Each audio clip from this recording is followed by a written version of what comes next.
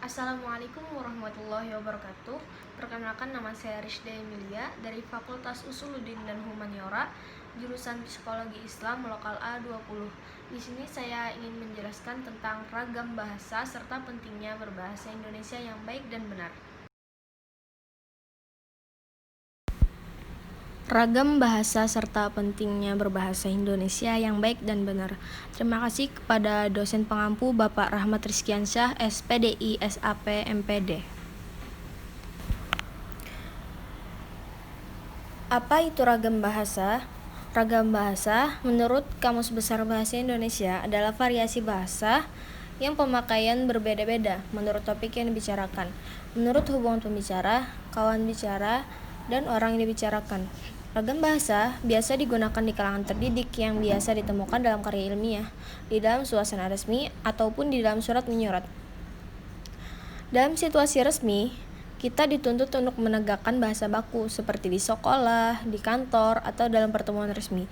Sebaliknya, dalam situasi tidak resmi, kita tidak dituntut untuk menggunakan bahasa baku seperti di rumah, di pasar, dan lain-lain.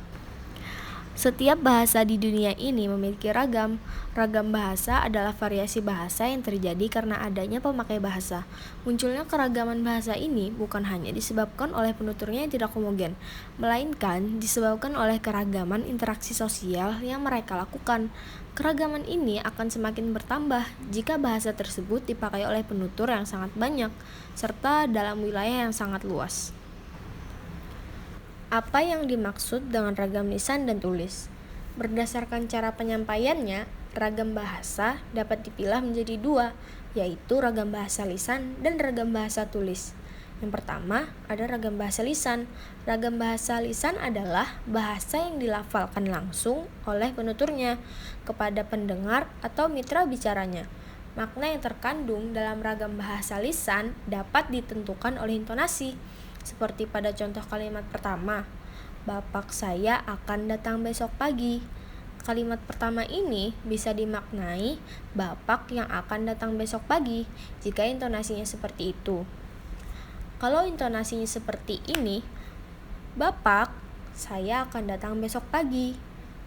Nah, kalimat itu dimaknai bapak saya yang akan datang besok pagi jika intonasinya seperti itu. Kalau intonasinya seperti ini lagi, "Bapak, saya akan datang besok pagi." Kemungkinan makna kalimat tersebut adalah bapak dan saya yang akan datang besok pagi kalau intonasinya seperti itu. Yang kedua, ada ragam bahasa tulis. Ragam bahasa tulis adalah ragam bahasa yang ditulis atau dicetak dengan memperhatikan penempatan tanda baca dan ejaan secara benar.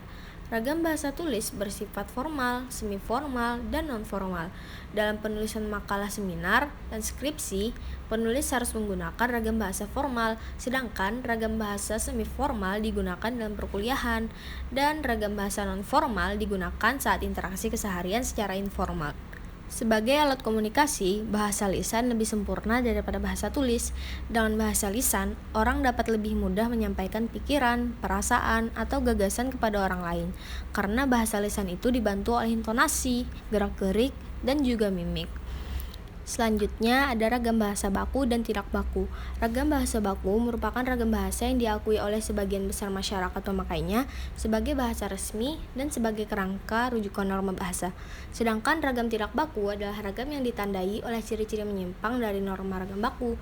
Ragam bahasa baku memiliki sifat kemantapan dinamis, cendekia, dan seragam. Kemantapan ini diartikan sebagai kesesuaian dengan kaidah bahasa dan dinamis, yaitu tidak kaku atau fleksibel. Bersifat cendekia karena ragam baku dipakai pada tempat-tempat resmi yang lebih sering terlibat di dalamnya adalah kaum terpelajar. Ragam bahasa baku memiliki sifat seragam karena pada dasarnya pembakuan bahasa merupakan proses penyeragaman bahasa. Hal itu bertujuan agar dapat dipakai dan dimengerti setiap pemakainya. Ragam baku ini juga digunakan dalam surat menyurat resmi, administrasi pemerintahan, perundang-undangan negara, dan dalam karya-karya ilmiah. Sebaliknya, situasi di dalam rumah tangga, di pinggir jalan, di warung, di pasar, di lapangan olahraga, dan sebagainya merupakan situasi atau suasana yang tak resmi atau informal. Dalam suasana atau seperti ini, hendaknya kita menggunakan ragam bahasa tak resmi, yang biasanya disebut dengan istilah ragam bahasa tidak formal. Selanjutnya, ada ragam bahasa sosial dan fungsional. Setelah ragam lisan maupun ragam tulis, bahasa Indonesia ditandai pula oleh adanya ragam sosial, yaitu ragam bahasa yang sebagian norma dan kaidahnya didasarkan atas kesepakatan bersama dalam lingkungan sosial yang lebih kecil dalam masyarakat. Ragam bahasa yang digunakan dalam keluarga atau persahabatan dua orang yang akrab dapat merupakan ragam sosial tersendiri. Selain itu, ragam sosial kadang-kadang bisa mewakili tinggi rendahnya status sosial itu sendiri. Selanjutnya, ada ragam bahasa fungsional. Ragam fungsional ini kadang-kadang disebut juga ragam profesional, karena ragam bahasa ini sering dikaitkan dengan profesi, lembaga, lingkungan kerja, atau kegiatan-kegiatan tertentu lainnya. Dalam kenyataannya, ragam fungsional ini menjelma sebagai bahasa negara dan bahasa teknis keprofesian, seperti bahasa dalam lingkungan keilmuan atau teknologi, seperti istilah-istilah dalam ilmu komputer, ilmu kedokteran, dan keagamaan, ilmu-ilmu keagamaan, dan lain-lain.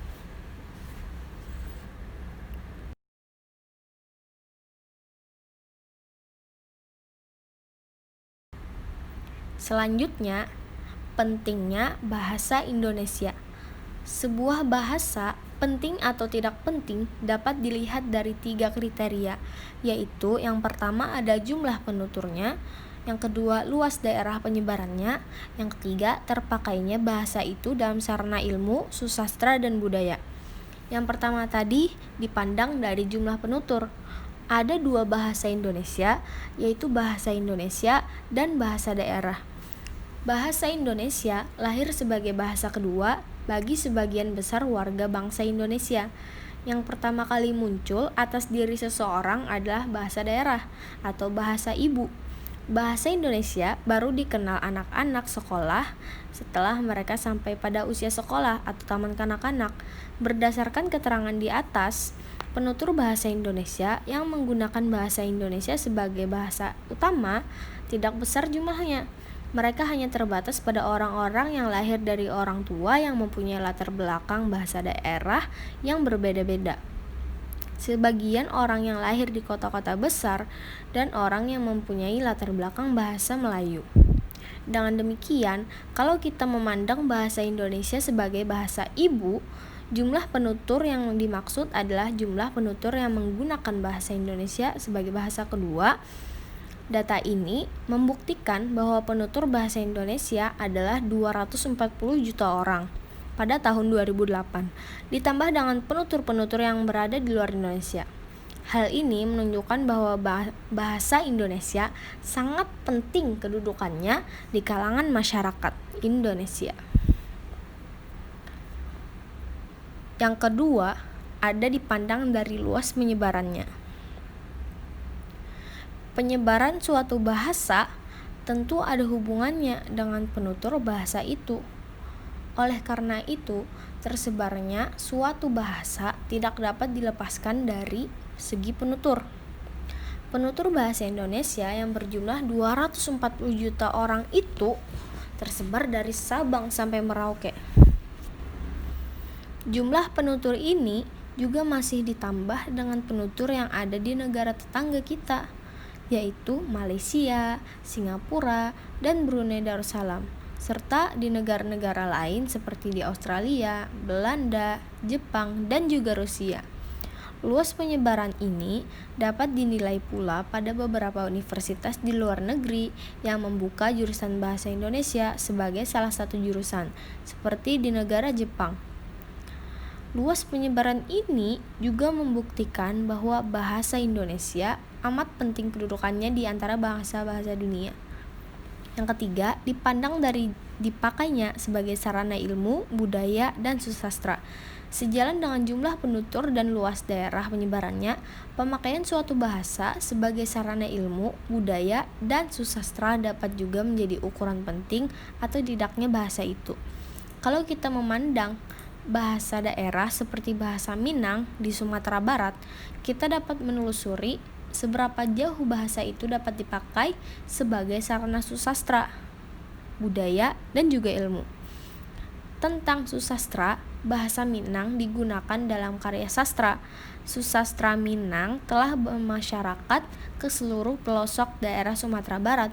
Dengan demikian, bahasa Minang telah dipakai sebagai sarana dalam susastra. Bahasa Minang telah dipakai pula walaupun hanya dalam berkomunikasi, bertutur adat, bernyanyi, berpantun, dan sebagainya.